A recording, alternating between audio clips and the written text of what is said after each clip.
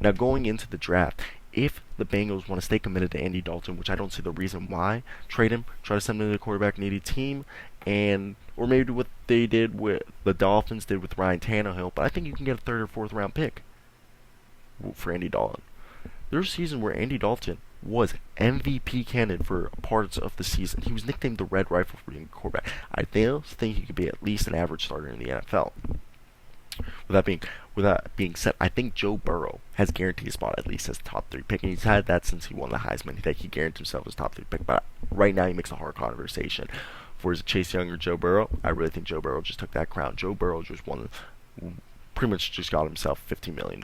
Isn't that like the guaranteed in there? I do firmly believe Joe Burrow is the quarterback to make this next jump. Alright, what else do we have to talk? I have like a little list in front of me. Okay, we're gonna hop over. We're gonna do a little draft right here. What do the Cincinnati Bengals do with the first pick? We were just talking about this. Alright, you got Andy Dalton. This guy owed like $20-something million. So you can either find a team, throw on a couple late round picks, and be like, look, I'll give you a 16th round pick, Andy Dalton, to a team maybe like the Miami Dolphins, who don't want to fucking draft a quarterback in this year's draft, or want to get a guy like Jordan Love, develop him, have him sit behind a guy, okay, and have like Andy Dalton there. Okay? Andy Dalton is not a bad quarterback. If we pull up Andy Dalton's career stats, let's pull that up. Andy Dalton. I firmly like Andy Dalton. I've always think Andy Dalton has been a very capable quarterback. But Andy Dalton, the offensive coordinator that he had, Bill Lazor, is now in the Chicago Bears. You can see, maybe does he go to Chicago? I personally don't think so. I think Trubisky, they're really firm believers in Mitch Trubisky.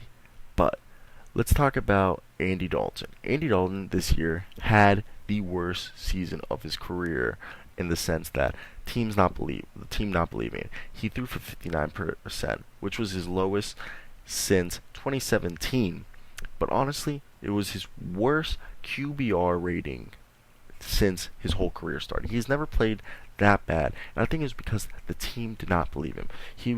Why are you going to play good where you don't feel wanted? That's just my thing. But in games that they did win, like right here, even though he threw for 57% against Cleveland, he threw a touchdown and a touchdown. He can still run the ball. Obviously, Andy Dalton's 32. You kind of want to move back. But Andy Dalton has seasons where he's thrown for 25 touchdowns. He's thrown for 33 touchdowns. Andy Dalton has 5 winning seasons. His first 5 years in the league, he won. He had 4 double-digit wins from the year 2012 to 2015. Okay, double-digit wins in each of the seasons, 10 in 3 of them, and 11 in 1 of them. Andy Dalton isn't a bad quarterback. If you feel like you're just a few pieces away, get Chase Young. That's what you should do. If I was the Bengals, I personally look. You got a young coach. Coaches like their own guy. Andy Dalton isn't his guy. Andy Dalton was Marvin Lewis's guy.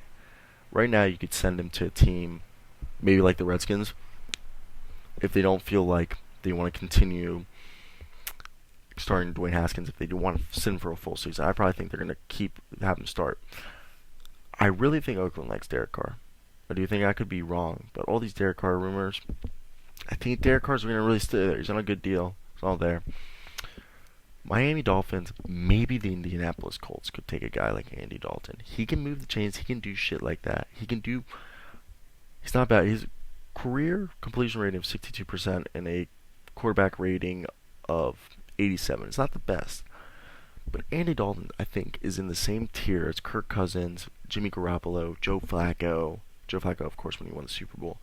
Of these quarterbacks, those are the bottom tier guys you need to win a Super Bowl. Guys who can be game managers, guys who can not turn the ball over, guys who can just do what needs to happen. I firmly believe that to win a Super Bowl, you need a top 5 to top 10 rushing offense, and a rushing defense, because you got to be able to stop the run and run the ball in December and January to get yourself to the Super Bowl, and a quarterback who doesn't turn the ball over and can make the right throws at the right time.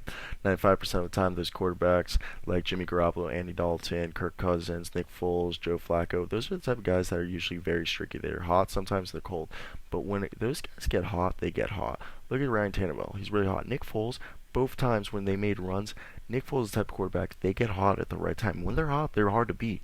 And I'm a firm believer in that. When certain players aren't, you would never say they're top 15. I mean, maybe those guys, maybe. You would never say they're top 10 quarterbacks. But you can agree that when those guys are playing at the top of their games, they're damn near close to a top 5, top 10 quarterback. Kirk Cousins has shown it. Ryan Tannehill has shown it. Joe Flacco has shown it. Those are the guys the quarterbacks that you question are they elite or not, are the ones that usually end up winning a Super Bowl on a team that is a top 5, top 10 rushing team and top 5, top 10 rushing defense and defense in general. So if I'm back to what I'm saying, the Cincinnati Bengals, why not? Why not draft Joe Burrow? Okay, draft Joe Burrow. Then everything else you should work on is your offensive line, defensive line. You got to prioritize the defensive line and offensive line because those two foundational pieces of both sides of the football. Once you build those up, like San Francisco 49ers, once you built up your line, it's like the whole team works together. Because when you have a good line, they control the line of scrimmage. So you make it hard to run. Okay, you got to force pass. You've got a couple guys who got man-to-man buying the system. It's one of these sports that when teams get confident and they get hot, they're good. Obviously, it's not like soccer where you could have no stars to win it, but Tennessee Titans are that team right now, and the Bengals could fall that game back. You got Joe Mixon in the backfield, who's probably a top 5, number 5 best running back in the league right now. Okay, get Joe Burrow, run the ball, build up the offensive line through the draft and free agency. Same thing with the defensive side, and bring in defenders through the free agency and the draft.